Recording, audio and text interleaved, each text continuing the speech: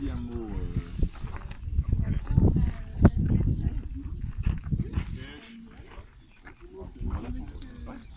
Allez, on y va. Allez. Non, mais il y a un micro. Allez-y là. Ça marche? Si, vous m'entendez? Ouais, allez-y. Eh bien, je vous remercie tous d'être venus nombreux à cette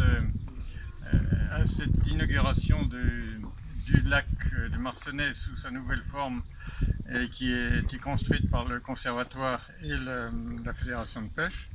Donc, en tant que représentant de la commune de Larey et aussi comme l'ancien président du syndicat du lac, j'étais allé, c'est moi qui ai introduit le conservatoire ici, je suis donc doublement satisfait de voir que ce bel ensemble qui est très riche en biodiversité est maintenant entre des mains sûres et que son avenir est assuré au bénéfice donc de la nature et au bénéfice de nous tous qui sommes les citoyens tout autour.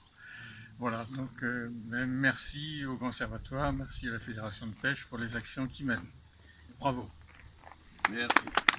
Plus long.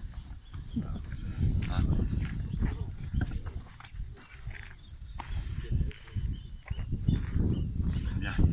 Monsieur le ministre, Madame, Messieurs les élus, Madame, Messieurs les responsables de service, Madame, Messieurs. J'excuse Monsieur Sonvico, président de la Fédération de pêche, qui est retenu par des obligations un peu compliquées. En préambule, le lac de Marcenais-Larey est un site remarquable, on a pu le voir, ou l'apercevoir dans cette courte visite, mais il présente plusieurs intérêts forts pour le loisir pêche, pour la biodiversité et le tourisme en général. Le caractère remarquable de ce plan d'eau repose sur la superficie et sur le faible nombre d'étangs siégeants, par ailleurs sur le territoire châtillonnais, compte tenu du fonctionnement kastrique du bassin versant local. Donc c'est vrai qu'on est un peu un centre d'intérêt, surtout le Nord Côte d'Or ou le quart Nord Côte d'Or.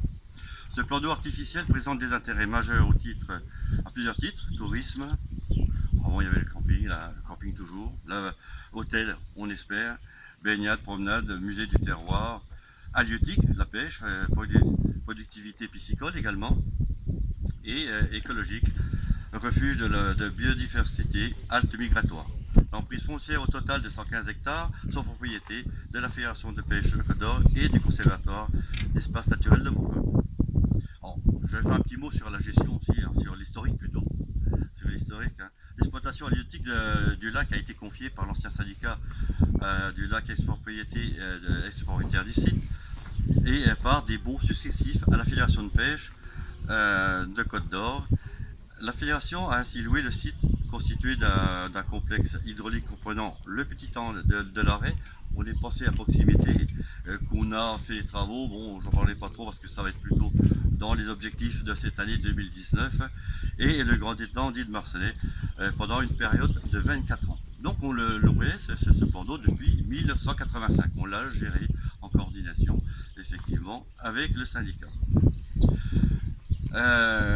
Donc 2008, bon déjà c'est parce qu'on s'est interrogé sur le devenir de ce lac, si on fait un peu les comptes, de temps en temps je suis un peu trésorier de la fédération, alors je compte, et on a déjà mis 225 000 € de location, on a des problématiques de digue, on a des problématiques de déversoir, il faut qu'on fasse des travaux, si un jour ça va être compliqué. Donc cette location a cessé depuis janvier 2009. On s'est rencontrés à plusieurs reprises avec le syndicat. Ça a été un long chemin. Comment on va dire ça, voilà, c'était des échanges compliqués. C'était plutôt bien, plutôt mal. Après ça, voilà. Donc à ces locations sont ajoutées aussi, il faut compter aussi les 200 000 qu'on a mis sur l'entretien général du plan d'eau au cours de ces 25 ans. Et là, évidemment, quand on est autour de la table, on fait quoi? On évalue les travaux, on se dit il va y en avoir au moins pour 200, 250 000 €. Comment on fait? Donc le syndicat, à ce moment-là, n'a pas les fonds nécessaires. Nous, fédération, on pourrait éventuellement essayer de faire, mais dans une condition. La condition, c'est effectivement qu'on devienne propriétaire du plan d'eau. Et les discussions, effectivement, ont été longues. Il y a même monsieur le sous-préfet du moment qui qui nous accompagnait un petit peu, enfin qui faisait un peu l'arbitre entre le syndicat et nous, et qui avait, pour avoir une base de discussion, demandé une estimation au service des domaines. Et malgré tout, le syndicat ne reste pas sans rien faire. M. Simon l'a dit, le syndicat travaille également à un autre devenir du site avec le conservatoire d'espaces naturels de Bourgogne. Le diagnostic écologique révèle tous les atouts nécessaires pour intégrer le réseau des espaces naturels et sensibles de Côte d'Or. Cette possibilité de labellisation rapproche le SEN, la Fédération de pêche, et la transaction s'effectue courant mars 2016. La Fédération de Côte d'Or et le Conservatoire d'espaces naturels sont devenus propriétaires en indivision du lac de Marseillais et du petit étang de la Reine. Alors son financement, bien sûr, parce qu'il y a toujours une histoire d'argent derrière, un montant d'acquisition représentait 213 981 €, mais avec effectivement le fait d'avoir trouvé des partenaires, ça nous a énormément aidé. Le département a pris en charge 50% de cette dépense, soit 106 300.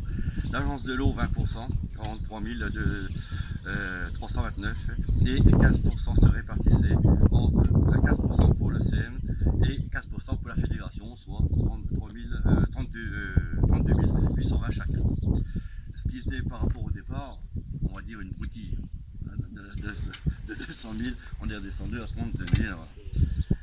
L'appât aquatique du lac et les emprises dédiées à la pratique de la pêche, malgré tout, ils représentent 80 hectares, sont placés sous la responsabilité de la fédération dans le cadre de la division. Donc on s'est rencontrés, on a fait un peu un cahier des charges, on a dit voilà, ça on s'occupe de ça, et on a fait un petit cahier de répartition des actions. Donc au cours de la première année, donc 2016, en novembre, on en a procédé à la vidange totale du lac de Marseillais. Ça constitue effectivement, par rapport au plan de gestion qu'on va établir par la suite, la première action d'envergure entreprise sur le lac suite aux acquisitions. 30 à 31 tonnes de poissons sont récupérées et dispatchées sur les associations environnantes. Parce qu'il faut aussi trouver des associations qui ont de la deuxième catégorie, parce qu'il y a des classements par rapport au type de poisson. Donc nous ici c'est des citrinidés. Voilà.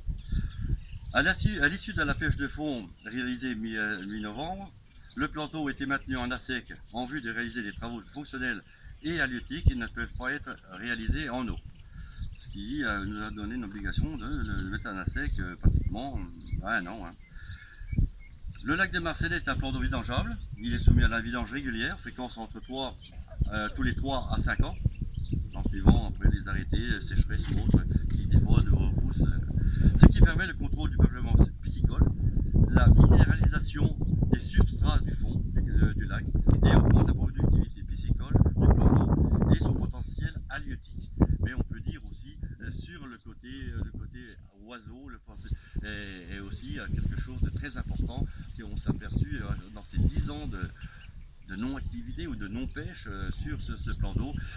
Des algues qu'on ne souhaitait pas ont apparu et on a eu quand même une partie des oiseaux qui ont goûté. Et là on est parti effectivement, je pense, sur une gestion plus cohérente. Alors cet investissement en 2018-2019 s'élève aux environ 130 000 €. Donc avec nos partenaires, le département, la fédération, l'agence de l'eau et je pense aussi le conseiller régional. À cela, c'est bien sûr, s'ajoute ces 130 000 francs, les 130 000 €. Je suis encore dans les francs, vous voyez un peu, je suis perturbé. Ça s'ajoute effectivement les frais de vidange. Une vidange, certains croient qu'on gagne beaucoup d'argent en récupérant les poissons, étant donné que nous on travaille pour nos APPMA et on les a remis à disposition de nos APPMA gracieusement. Voilà, mais le matériel, les personnels, tout ça, c'est 25 000 € de dépenses. Alors, les intérêts de notre fédération pour la démarche ENS. La pratique de la pêche dans un cadre protégé est compatible avec les enjeux de préservation. Donc là derrière, nous, on a pris des engagements aussi. Les bateaux, ok, mais thermique, pas thermique, exclu, thermique exclu, donc électrique, éventuellement flotte tube. Création de réserves piscicoles, donc sur ces 60 hectares qui sont pêchables, on pourrait dire, sur les 90 hectares, parce qu'il y avait les 30 hectares sur la Roselière, on a retiré encore 15% qu'on a mis effectivement en réserve sur notre initiative, et ça permet d'avoir un lieu de protection pour les poissons, pour les oiseaux, et surtout les poissons, les oiseaux nicheurs et hiverneurs. Le renforcement de la protection du site, mais il faut travailler à l'échelle du bassin. Donc renforcement de la protection du site, c'est plutôt les intrants qu'on peut avoir, qu'on a un petit peu évoqué, qu'on était vers la queue du lac. La reconnaissance du site par un plus large panel d'acteurs locaux et départementaux. Pourquoi je dis ça? Parce que de temps en temps c'est peut-être un peu désagréable. Il nous manque un partenaire. Mais bon, c'est arrivé. Je pense que c'est le tourisme. La Comcom du Châtillonnais nous boude un peu. Bon, peut-être qu'un jour ça va se dériver. Ça va avancer parce que la promotion c'est aussi quelque chose d'important. Maintenant qu'on a quand même, je veux dire, fait un gros effort mutuel et surtout sur cet espace qui est ouvert. Bien sûr, on compte toujours sur le soutien du département pour la gestion. Oh, j'ai mis des points d'interrogation. Faut les enlever déjà. Hein. Donc jusqu'à présent ça a bien fonctionné. Alors, C'est nickel. Mais bon, hein, les choses changent. Hein. La planification et la gestion dans le temps par le biais des plans de gestion pluridisciplinaires et suivis dans le cadre du comité de gestion multi-acteurs. Donc c'est les réunions que l'on fait 1 à 2 fois par an avec toutes les personnes concernées, et on on cible des actions, et après on fait les points d'avancement sur ces actions. Donc ça se passe très bien, on peut dire jusqu'à présent. Une gestion piscicole extensive et vertueuse, donc en gardant des espèces locales. C'est pour ça qu'on a limité à 6 espèces, pour effectivement avoir l'objectif qu'il y avait peut-être dans le temps, c'était effectivement certainement la production de carpe ou de brochet, parce que les deux en même temps ne sont pas toujours très compatibles. Il y a toujours un qui prend le dessus sur l'autre. Voilà. La mutualisation des compétences pour la gestion du milieu, que ce soit aquatique, terrestre, respectivement fédération et conservatoire. Bon, ça rejoint un petit peu ce que je viens de dire. C'est indispensable. Je pense qu'on a trouvé le bon équilibre. Bon, on va faire toujours avant comment c'était. Et M. Cyril l'évoquera éventuellement, parce qu'ils ont eu quand même aussi des choses à régler, pas simple non plus. Pour nous, le label ENS, c'est vraiment une plus-value touristique, car le label contient une connotation d'espace préservé, constituant un cadre de pêche agréable, et surtout, il faut le redire, parce que j'ai senti qu'il y a des gens qui étaient un peu hésitants, c'est quand même un espace ouvert à tous, et ça c'est tout le temps, et ça c'est, je pense, c'est vraiment un point fort de ce site, parce que bien sûr des fois on fait de la préservation mais on clôt, ça a eu fait partie de nos anciens débats. Certains croyaient qu'on allait clore, mais là aujourd'hui voilà, on a la preuve que nos engagements on les a respectés, et aussi on amène je pense une plus-value sur ce site, d'autant plus qu'on va voir, en plus du classement ENS, mais qui va aussi un peu dans le même sens, un label écologique qui est le parcours Passion, qu'on a eu en début d'année par la Fédération nationale. Donc ça permet aussi d'apparaître dans les documentations nationales. Voilà, ça circule, c'est l'information qui circule, et j'espère que les gens feront le déplacement pour voir notre bonne réalisation. Voilà, donc je vais m'arrêter là, et je remercie tous les acteurs qui ont permis la construction de ce beau projet. Merci aux techniciens pour leurs analyses et leurs conseils. Merci à tous nos financeurs qui sans eux les choses n'étaient pas possibles. Voilà, et je vous souhaite une bonne journée.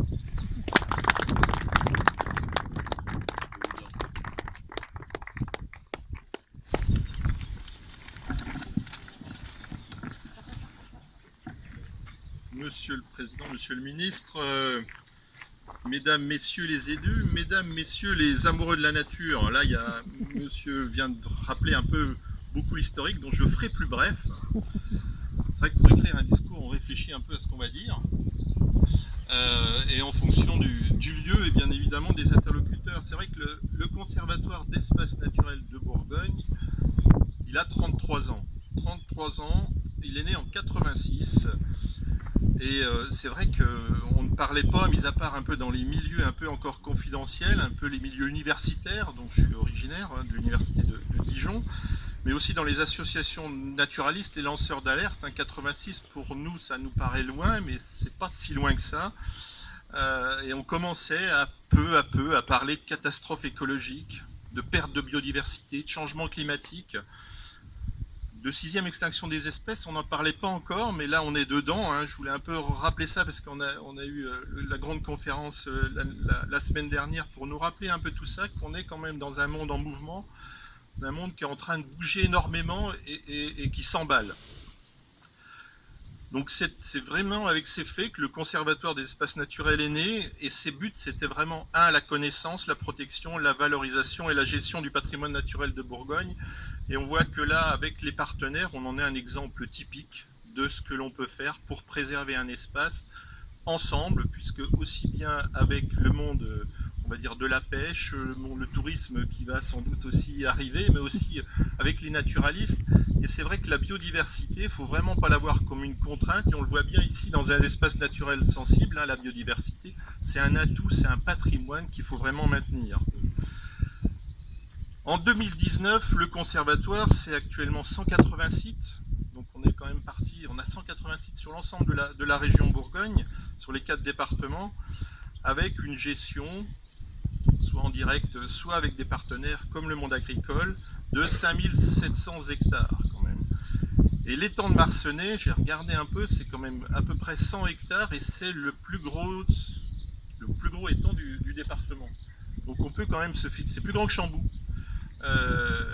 Donc c'est quand même un bel étang qui a été créé de la main de l'homme, et le conservatoire avec ses partenaires et notamment la fédération de pêche est vraiment très heureux qu'en 2016 on a pu acquérir ce site-là qui est remarquable et dont la politique des espaces naturels sensibles du département nous permet justement, il nous a permis de l'acquérir, mais aussi de le gérer, de l'offrir aussi à tous, au grand public, on va dire, aux enfants, aux élèves. On parlait tout à l'heure des collégiens, et c'est vrai que cet effort-là de préservation de la nature, préservation de la biodiversité, de notre patrimoine, il faut vraiment être conscient, c'est aussi riche.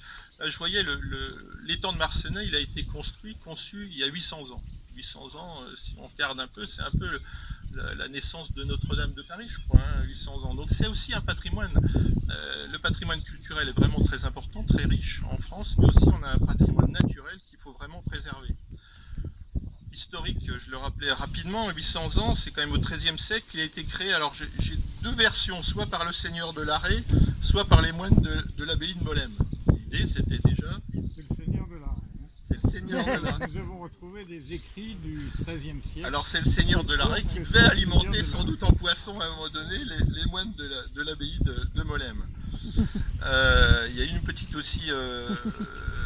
l'étang, il a servi aussi comme force hydraulique à un moment donné pour la sidérurgie, pour transformer le minerai en fonte jusqu'en 1866. Après, vous avez rappelé un certain nombre de pérégrinations. Et on en est là aujourd'hui avec, en 2016, la vente de l'étang, grâce à vous, grâce au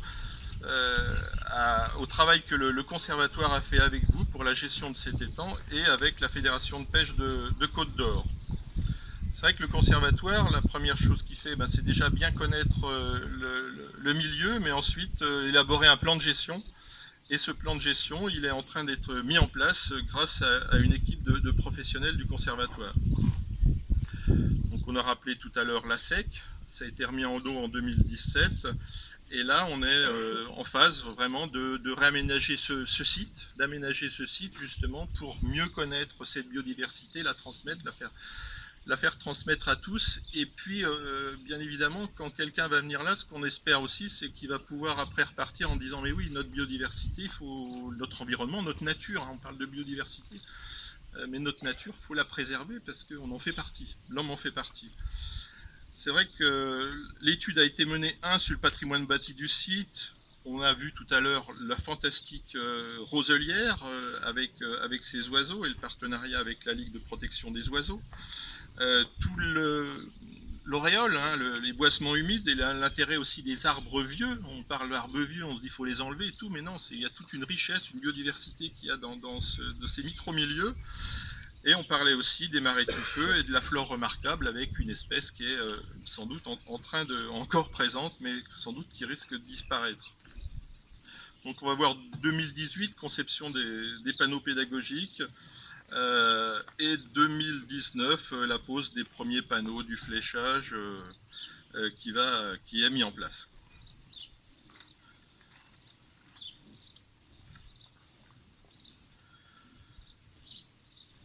La politique du conservatoire, c'est vraiment ensemble.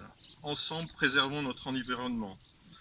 L'étang de Marcenay-Larrey est un site conservatoire avec la Fédération de pêche.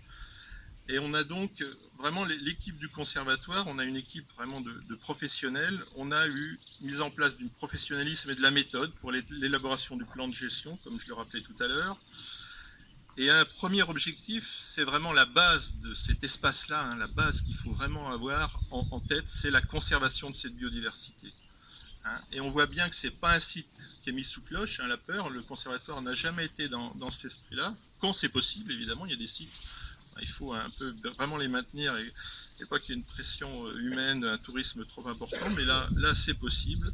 Et un site avec de multiples usages, et notamment, on peut rappeler la pêche qui est aussi maintenue sur le site. Hein. Donc on est vraiment dans l'homme, dans son environnement. Et c'est vraiment la philosophie et la politique actuelle du conservatoire, ou des conservatoires. C'est un site qui doit rester ancré dans le tissu local, et donc ça nécessite une attention particulière avec les collectivités locales, et au-delà des deux communes, évidemment, de Marcenay et de Larrey. Et bien évidemment, pour suivre justement l'évolution, la bonne gestion du site, le bon déroulement du plan de gestion, c'est vrai qu'on met en place un comité annuel multipartenarial pour justement faire des constats. Est-ce qu'on a bien fait? Est-ce qu'on a fait des choses mal pour rectifier un peu le tir? C'est vrai que je pense que, Monsieur le Président, vous avez rappelé, c'est quand même un des 7 espaces naturels sensibles de Côte d'Or, et 3 sont gérés par le conservatoire, et je vous en remercie. Bon, c'est vrai qu'il reste encore beaucoup de choses à faire pour enrayer les processus que l'homme a déclenchés, et je pense que nous tous, hein, politiques, citoyens, on a encore beaucoup à faire pour la préservation de notre environnement, de notre biodiversité, et puis essayer un peu d'inverser la tendance, ce qui ne va pas être simple. Bon, pour conclure un peu ces propos, c'est vrai qu'il faut remercier les politiques, toutes nos politiques, que ce soit nationales, départementales, européennes, hein, qui est très important. Alors évidemment, ces politiques, elles sont menées grâce au Conseil départemental de Côte d'Or, à l'Europe, les fonds européens, les fonds FEDER, qui nous permettent encore actuellement jusqu'en 2020. Après, j'espère que ça va se poursuivre. J'espère que les conseillers régionaux qui permettent aussi de déployer ces fonds FEDER en Bourgogne vont continuer à avoir des fonds FEDER dédiés à la biodiversité. Les agences de l'eau, c'est vrai que là on est typiquement dans un milieu à préserver. Les agences de l'eau Seine-Normandie, le conseil régional, les services de l'État avec l'Adréal Bourgogne-Franche-Comté, les deux communes, je vais rappeler Marcenay et Larrey, qui nous ont fait confiance pour justement la mise en place de cet espace naturel sensible, cette gestion, cette valorisation. Et je remercie aussi tous les partenaires techniques qui s'impliquent auprès du conservatoire pour une bonne préservation de ce site. Je vous remercie. Bien.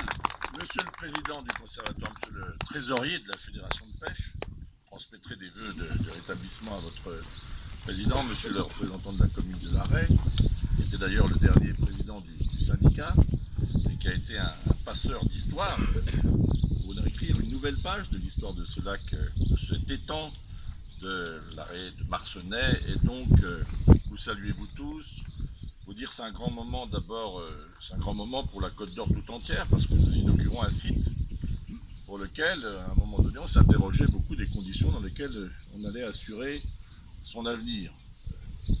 Tout le monde voulait que ça change, mais il fallait bouger, et personne ne voulait bouger, donc c'était un peu compliqué comme situation, jusqu'au moment où pour assurer d'abord la protection de ce site, sa pérennité, assurer sa promotion, assurer aussi la gestion de la biodiversité, j'en dirai un mot, il a fallu qu'on s'organise, Et donc il y a eu d'abord le travail conjoint syndicat, je disais passeur d'histoire, pour en écrire une nouvelle page, le conservatoire et la fédération de pêche, donc qui souhaitaient avancer pour protéger cet espace naturel sensible, qui est un espace naturel sensible remarquable.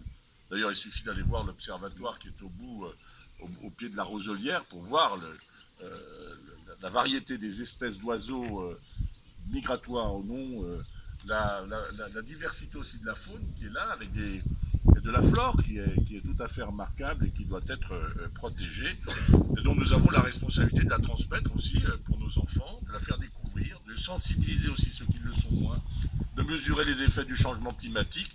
Donc, évidemment, il fallait trouver une solution. Bon, c'est posé très vite la question des moyens financiers. Comment faire pour assurer ça? La fédération de pêche, le conservatoire. Alors, le département s'est investi fortement.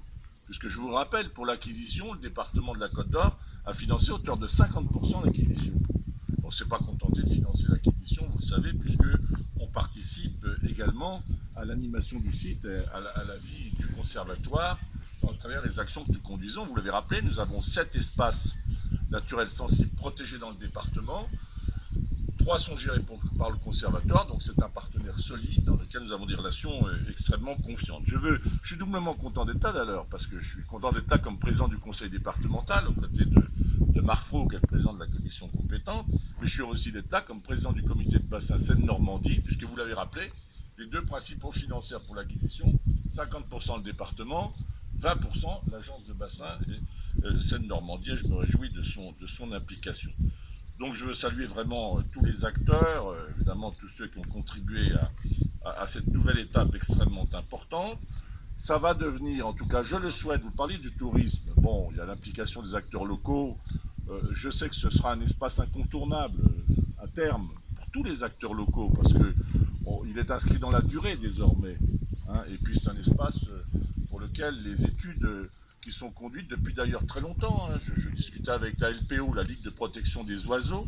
Ça fait pratiquement une 50aine d'années qu'on suit l'évolution des oiseaux sur ce site. Donc c'est un élément aussi scientifique majeur pour l'ensemble de la connaissance des milieux et de l'évolution des milieux.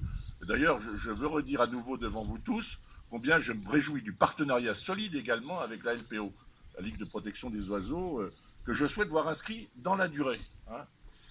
Parce qu'évidemment, c'est un travail considérable qui est connu, qui est effectué ici. C'est une des plus grandes roselières de Côte d'Or, vous l'avez rappelé.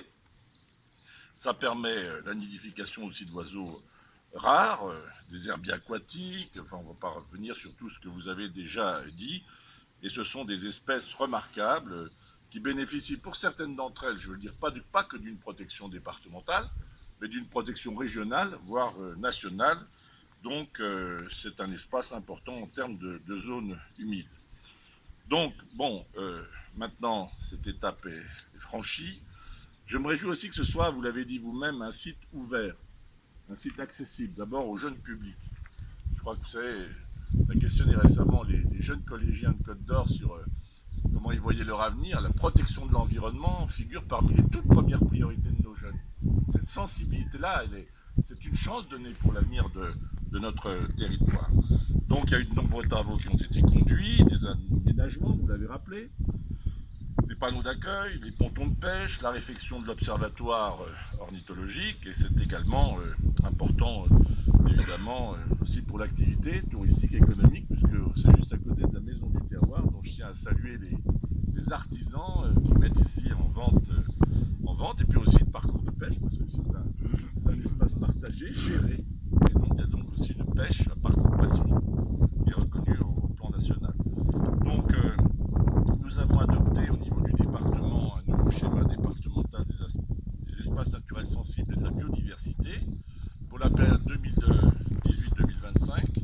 Et nous l'avons inscrit dans le cadre du schéma d'adaptation au changement climatique que nous avons engagé, c'est-à-dire que c'est une politique transverse, évidemment, de protection, mais aussi transverse sur l'ensemble de nos politiques que nous conduisons pour faire face à cette adaptation, à ce changement climatique. Donc évidemment, c'est préserver la faune et la flore, accompagner les acteurs du monde rural sur les enjeux naturels, et notamment le monde agricole. Et vous savez que dans le 11e programme de l'Agence de l'eau, il y a un accent tout particulier mais sur ce point. Et puis sensibiliser aussi les habitants de Côte d'Or à la richesse de notre patrimoine. Donc on a toujours été pionnier en la matière, je le redis, on est un des premiers départements français à s'être doté d'un schéma d'adaptation au changement climatique, qui était la déclinaison aussi de ce qui était conduit au niveau des agences de l'eau et notamment de celle de Seine-Normandie. Voilà, c'est une promotion du développement durable, c'est volontaire, c'est volontariste, on a des défis devant nous. Moi je ne veux pas être pessimiste, on a travaillé beaucoup avec un conseil scientifique qui nous a éclairé sur les enjeux. Alors il y a le changement climatique, ce qui doit nous préoccuper, c'est l'accélération du phénomène, parce qu'il y a toujours eu changement climatique dans notre histoire. En tout cas, il ne faut pas être ni sceptique, parce que ce serait une faute en termes de l'humanité, et en même temps, il faut être très volontariste, parce que nous pouvons faire bouger les choses par des comportements individuels, par des espaces protégés. Donc c'est cet engagement que nous avons pris au niveau de la Côte d'Or. En tout cas, vous l'avez dit, hein, c'est un partenariat solide, mais on voit bien que la collectivité, si elle ne s'implique pas aux côtés des acteurs locaux, elle fait prendre un risque sur la durée de la gestion, sur la faisabilité des projets. C'est pour ça que je vous le dis, hein, on a un contexte difficile au plan financier, il ne faut pas se le cacher, pour les habitants, puis même pour les collectivités. On a aujourd'hui un plafonnement de la dépense de nos collectivités, on ne peut pas dépasser 1,2 de croissance. Les dépenses sociales qui augmentent beaucoup plus. Donc ça veut dire faire des choix. Mais les choix de protection et de la biodiversité, et l'engagement pour protéger notre biodiversité, c'est un choix que nous continuerons de porter à vos côtés. Donc enlevez vos points d'interrogation dans votre discours. Pas la peine, hein. Pas la peine de se faire peur. Mais j'aime bien l'entendre. Il suffisait de me poser la question. Voilà. Donc on maintiendra notre action volontariste et puis on y associera beaucoup tous les jeunes. Vous savez, on a avec les collégiens, c'est la seule fois où une tranche d'âge d'un département, française d'ailleurs, se retrouve ensemble. Après il y aura des parcours très divers et on les a beaucoup sensibilisés avec l'agenda 21 sur le geste qu'il faut faire, le souci de préserver, de ne pas rejeter, de ne pas prendre plus en alimentation, etc. Le souci aussi d'avoir des ruchers, une production de miel dans nos collèges. Donc ça, voilà, ça participe aussi de notre engagement fort. En tout cas, moi je voulais vous remercier de la solidité du travail qu'on a engagé avec vous, Monsieur le Président du Conservatoire, avec la LPO, dont je retiens à redire la qualité de son travail. Et à travers vous, tous les techniciens qui nous accompagnent, nos équipes du conseil départemental, on s'est doté de bons professionnels pour suivre tous ces dossiers d'aménagement d'espaces naturels sensibles dont nous avons la charge. Pour terminer, on parle beaucoup de reconsidérer les compétences des uns et des autres, c'est qu'on a un débat avec la métropole. Bon, je pense que tout ce qu'on pourra continuer de gérer en proximité et en solidarité, c'est quand même mieux. Hein, plutôt que d'éloigner les centres de décision avec les incompréhensions que ça peut susciter ou les lourdeurs administratives que ça peut susciter. Donc c'est un plaidoyer pro domo du département que je suis en train de faire, au cas où vous ne l'auriez pas suivi. En tout cas, ça montre bien que quand on est là, on peut faire des choses formidables. Donc merci à vous tous, merci à tous les acteurs qui l'ont permis, puis merci à vous qui avez été, je le dis bien, un passeur d'histoire pour